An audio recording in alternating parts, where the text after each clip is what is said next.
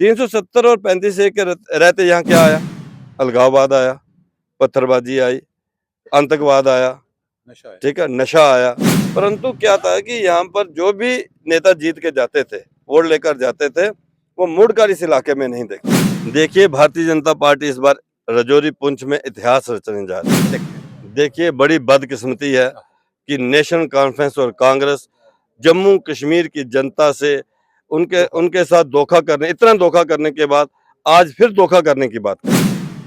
Bharatiya Janata party के आठों उम्मीदवार बड़े ताकतवर उम्मीदवार, इतिहास रचेगा।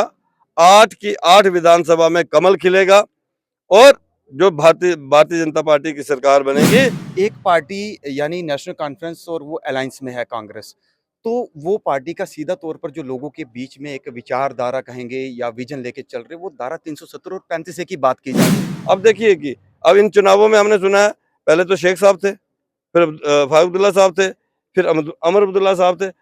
अभी आज 1-2 दिन से हम सुन रहे हैं कि उनके दिल्ली से जो 2 बेटे हैं, वो भी चुनाव में प्रचार में वो भी प्रचार।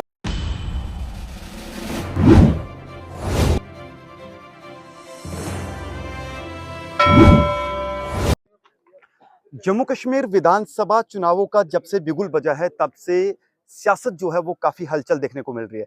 ऐसे में हम राजौरी विधानसभा क्षेत्र में मौजूद हैं और राजौरी विधानसभा क्षेत्र से जो विबोध गुप्ता जी हैं, उन्हें भाजपा ने यहां से टिकट दिया है। हालांकि भारतीय जनता पार्टी के वो प्रदेश महामंत्री भी हैं और किस तरीके के बीच लोगों के बीच जा रहे हैं और आज हमारे साथ हैं।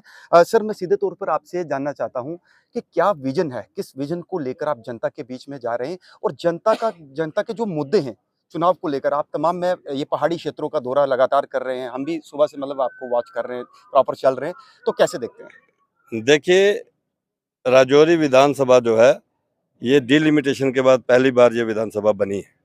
ऐसी विधानसभा बनी है, पहले ये बड़ी विधानसभा थी और इस राजौरी तहसील के कुछ इलाके जो है दरहाल विधानसभा के साथ थे, कुछ इलाका कालाकोट विधानसभा के साथ था। जानो मतलब जो दरहाल विधानसभा के साथ ये इलाका लगा हुआ था, ये टेल एंड था। वैसे ही हमारे उधर कालाकोट का टेल एंड जो है वो हमारा बडून था, दलोगड़ा था। इनकी मजबूरी थी वोट देना, नेता आते थे, चुनाव होते थे तो वोट देना पड़ता था। परंतु क्या था कि यहाँ पर जो भी नेता जीत के जाते थे, वोट लेकर जाते थे, वो मुड़कर इस इलाके में नहीं देखते। इन लोगों की बड़ी मजबूरी थी, वोट देना है, वो उनका राइट है, अपना मत देना। परंतु उसके कारण ये सारे इलाके के अंदर डेवलपमेंट नहीं हो पाई। ये नई डिलिमिटेशन हुई, हमारे बड़े डेलीगेशन जो है डिलिमिटेशन कमीशन को मिले, हम लोग भी मिले। हमें उन्होंने बताया कि यहाँ की टोपोग्राफी के मुताबिक डिलिमिटेशन होनी चाहिए। इन लोगों के साथ बड़ी देश आज़ाद होने के लेकर आज तक ज्यादती हुई है, तो उन्होंने हमारी बात को माना, हमारे पक्ष को माना और नई डिलिमिटेशन में एक बहुत बढ़िया ये विधानसभा जो है वो बनी है। और मैं खुशकिस्मत हूँ कि भारतीय जनता पार्टी ने मुझे अपना उम्मीदवार बनाया, मेरे को जिम्मेवारी दी है कि आपको यहाँ से कमल का फूल खिलाकर असेंबली में भेजना है। उसी को लेकर ये मेरी मीटिंग चल रही है। आप देख रहे हैं कि मेरी सीरीज ऑफ मीटिंग है, ये चौथी मीटिंग है और लोगों के अंदर कितना जोश है भारतीय जनता पार्टी को लेकर, माननीय प्रधानमंत्री नरेंद्र भाई मोदी जी को लेकर और विबोध गुप्ता को लेकर। क्योंकि जब मैं एमएलसी था तो मैंने इन लोगों का ध्यान रखा, मैंने एज लीडर प्रूव किया कि लीडर कैसा होना चाहिए, नेता कैसा होना चाहिए। 24/7 मैंने लोगों के काम किए, जिसके कारण आज लोग खुलकर जो है वो भारतीय जनता पार्टी के साथ और मेरे साथ जो है वो आ रहे हैं। निश्चित तौर पर जीत जो है भारतीय जनता पार्टी की। और जहां तक आपने विजन की बात की है, विजन की अगर बात करेंगे तो विजन की जब बात करेंगे तो हम खाली विधानसभा की बात नहीं कर सकते, हम राजौरी और पुंछ के ही बात कर मेरा सकते। मेरा अगला सवाल आपसे यही था कि राजौरी पुंछ के अंदर लगभग 8 विधानसभा क्षेत्र हैं, तो आठों में भाजपा के प्रत्याशी जो है वो मैदान में है सारे। तो आपको क्या लगता है, मुकाबला कड़ा होने वाला है या किस विजन को लेके भारतीय जनता पार्टी उन लोगों के बीच में जा रही है? और सबसे बड़ा जो इस समय वो चल रहा है एक पहाड़ियों को लेकर, तो हमने देखा कि काफ़ी लोग जो है वो भारतीय जनता पार्टी के साथ जुड़ रहे हैं। तो विभो जी, आप कैसे देखते हैं इसको? देखिए, भारतीय जनता पार्टी इस बार राजौरी पुंछ में इतिहास रचने जा रही है। भारतीय जनता पार्टी के आठों उम्मीदवार बड़े ताकतवर उम्मीदवार हैं। एक दौर ऐसा था कि में सुरनकोट में उम्मीदवार नहीं मिलते थे, मेंढर में नहीं मिलते थे, दरहाल में नहीं मिलते थे, हमें ऐसे जगह पर कोई उम्मीदवार भी नहीं मिलते थे। और आज ताकतवर बुद्धल में देखें तो एक्स मिनिस्टर जुल्फकार जी जो खानदानी राजनीति, उनके पिताजी यहाँ 4-5 बार एमएलए बने। हाँ, अगर हम स्वर्ण कोट की बात करें तो हमारे मुश्ताक बुखारी जी जो नेशनल कॉन्फ्रेंस के दिग्गज नेता और यहाँ पर मिनिस्टर रहे, वो स्वर्ण कोट से लड़ रहे हैं। मेंढर की बात करें तो मुर्तज़ा खान साहब जो कि एक्स एमएलसी और बड़े ताकतवर नेता है, वो मेंढर से लड़ रहे हैं। गनी हमारे चौधरी पुंछ से, उनका अपना 20-22 हज़ार वोट है। कुल मिलाकर मैं ये कहना चाहूँगा कि इस बार इकबाल मलिक जी दरहाल से लड़ रहे हैं। 8 की 8 विधानसभा की जो सीटें हैं, वो भारतीय जनता पार्टी की बुजोली में जाएंगी। इतिहास रचेगा। 8 की 8 विधानसभा में कमल खिलेगा और जो भारतीय जनता पार्टी की सरकार बनेगी, उसमें राजौरी पुंछ की बड़ी भागीदारी होगी। और विजन की अगर बात करूं तो राजौरी पुंछ को हमेशा इग्नोर किया गया। राजौरी और पुंछ के गुज्जर बकरवाल को इग्नोर किया गया। राजौरी पुंछ के पहाड़ी कबीले को इग्नोर किया गया। राजौरी पुंछ में टूरिज्म का एक खजाना है, यहाँ टूरिस्ट आ सकता है, लेकिन उसको बढ़ावा नहीं दिया गया। राजौरी पुंछ के अंदर आज तक इन लोगों ने मतलब यहाँ तक आज तक रेल लिंक आ जाना चाहिए था, यहाँ तक इन्होंने रेल लिंक नहीं आने दिया। इन्होंने सिर्फ और सिर्फ टेररिज्म दिया, आतंकवाद दिया। लेकिन हमारे विजन में ये है कि अगर हमारी सरकार बनती है तो हम, हमारे माननीय गृह मंत्री अमित शाह जी ने कहा है कि हम जो हमारा थन्ना मंडी है, जिक्र किया उन्होंने अपना, उन्होंने कहा कि हम थन्ना मंडी को गुलमर्ग की तरह बनाएंगे, दुनिया का टूरिस्ट यहाँ पर आएगा। हम 7 लेक्स को इस ढंग से लाएंगे कि दुनिया जो है 7 लेक्स पे आएगी। हम यहाँ पर हमारा बाबा बुड्ढा अमरनाथ है, नगाली साहब है, शाहदरा शरीफ है, यहाँ दुनिया देश से लोग आते हैं। एक रिलीजियस टूरिज्म सेक्टर जो है वो, उसका सर्किट जो है वो बनाया जाएगा। यहाँ पर प्राइवेट सेक्टर लाया जाएगा, क्योंकि अगर हमें इस इलाके से अपने नौजवानों को नौकरी देनी है, उसके लिए बड़ी कोई प्राइवेट इंडस्ट्रीज यहाँ पर हमें खोलनी है। और उसके साथ साथ यहाँ जहाँ भी अभी डिग्री कॉलेज नहीं है वो खुलेंगे। राजौरी के अंदर वुमेन डिग्री कॉलेज नहीं है, उसको लेकर हम बात कर रहे हैं। युवाओं की नौकरी को लेकर उनको प्रोफेशनल कॉलेजेस में एडमिशन मिले, उसको लेकर काम चल रहा है। कुल मिलाकर मैं इतना ही कहना चाहूँगा कि राजौरी पुंछ को लेकर भारतीय जनता पार्टी पहले से ही बड़ी वो पॉजिटिव रही है और भारतीय जनता पार्टी हमेशा राजौरी पुंछ के साथ खड़ी रही है। इसी कारण गुज्जर बकरवाल समाज के लोगों को जो इंटर डिस्ट्रिक्ट रिक्रूटमेंट बैन थी, वो बैन हटा, फॉरेस्ट प्रोटेक्शन राइट मिले, पहाड़ी कबीले को एसटी का दर्जा मिला। ये सारी बातें इसलिए हुई क्योंकि राजौरी पुंछ जो है वो हमारे माननीय प्रधानमंत्री नरेंद्र भाई मोदी जी और माननीय गृह मंत्री अमित शाह जी के दिलो दिमाग में है। नहीं तो मुझे बताइए कि अमित शाह जी को थन्ना मंडी का क्या पता।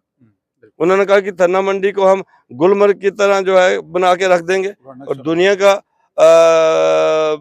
दुनिया के उसके टूरिज्म मैप पे ला के रख देंगे। मेरा इतना ही कहना है, हमें इस बात को समझना होगा कि राजौरी जो विधानसभा है, इस विधानसभा से कमल जो है हमें खिलाना है, कमल का फूल खिलाकर हमने असेंबली में भेजना है। और अगर मैं यहाँ से जीत के जाता हूँ, जब भारतीय जनता पार्टी जीत के जाती है, 24/7 राजौरी के लोगों की सेवा करूँ। विभू जी, एक आखिरी सवाल रहेगा। आप प्रदेश के महामंत्री भी रहे हैं। एक पार्टी यानी नेशनल कॉन्फ्रेंस और वो अलायंस में है कांग्रेस, तो वो पार्टी का सीधा तौर पर जो लोगों के बीच में एक विचारधारा कहेंगे या विजन लेके चल रहे, वो धारा 370 और 35 की बात की जा रही है हर जगह, या मतलब कि जिस तरीके से अदर कास्ट को, सब लोगों को वो कर रहे हैं। आप कैसे देखते हैं, क्या आप एज एक एडवोकेट भी हैं, तो कैसे देखते हैं क्या ये धारा 370-35 से लोगों के साथ मतलब कि इस तरीके की राजनीति सही है? क्या वो उसको वापस लाने की जो बात कर रहे हैं अपने मैनिफेस्टो में, जिसको प्रमुखता से पेश कर रहे हैं, तो कैसे देखते हैं? देखिए, बड़ी बदकिस्मती है कि नेशनल कॉन्फ्रेंस और कांग्रेस जम्मू कश्मीर की जनता से उनके साथ धोखा करने, इतना धोखा करने के बाद आज फिर धोखा करने की बात करते हैं। 370 और 35 से सिर्फ 4 परिवारों को या 3 परिवारों को लाभ मिला है। बाकी ये कह सकते हैं कि 500 परिवार अमीर हुए होंगे। ठीक है, जो नेशनल कॉन्फ्रेंस और कांग्रेस के रिलेशन मतलब उनकी पार्टी के जो लोग थे, या कुछ ब्यूरोक्रेट जो हैं वो बड़े अमीर हो गए होंगे। लेकिन मैं ये कहता हूँ कि वो भी जो नेशनल कॉन्फ्रेंस से जुड़े हुए हमारे कुछ लोग होंगे, हमारे ऑफिसर कुछ जो डायरेक्ट उनके परिवारों से जुड़े हुए लोग होंगे। 370 और 35 के रहते यहाँ क्या आया? अलगाववाद आया, पत्थरबाजी आई, आतंकवाद आया, ठीक है, नशा आया, बेरोजगारी आई, देश के कानून यहाँ पर लागू नहीं हो सके। लेकिन 370 और 35 से हटने के बाद यहाँ गुज्जर बकरवाल समाज के साथ उनको उनके राइट्स मिले, पहाड़ी कबीले को उनके राइट्स मिले, ओबीसी समाज को उनके राइट्स मिले, गांव के अंदर रहने वाले लोगों को पंचायती राज एक्ट के तहत पावर्स मिली, सरपंचों को 23 लाख रुपया हर साल आने लगा, बीडीसी के चुनाव हुए, डीडीसी के चुनाव हुए, वो उनको पसंद नहीं है। इसलिए वो ये कहते हैं कि अगर 370 और 35 हमारी सरकार आई तो हम 370 और 35 से वापस लाएंगे, क्योंकि वो नहीं चाहते हैं कि ग्रास रूट लेवल तक डेमोक्रेसी जाए और आम परिवार और आम समाज के बच्चे जो हैं वो लीडर बने। अब डीडीसी और बीडीसी के अगर चुनाव हुए हैं, आप देखेंगे कि नए नए लोग जिनका राजनीति से कुछ लेना देना नहीं है, वो उन परिवारों के बच्चे जो हैं बीडीसी के चेयरपर्सन बने, डीडीसी के मेंबर बने। ये नेशनल कॉन्फ्रेंस और कांग्रेस को गुब्बारा नहीं है, क्योंकि भारतीय जनता पार्टी के प्रधानमंत्री जो है वो गरीब परिवार से, उनके पिताजी चाय बेचते थे, वो उस वहां से उठकर प्रधानमंत्री बन सकते हैं, लेकिन वो कांग्रेस में नहीं हो सकता, वो नेशनल कॉन्फ्रेंस में नहीं हो सकता। अब देखिए कि अब इन चुनावों में हमने सुना है, पहले तो शेख साहब थे, फिर फारूक अब्दुल्ला साहब थे, फिर अमर अब्दुल्ला साहब थे।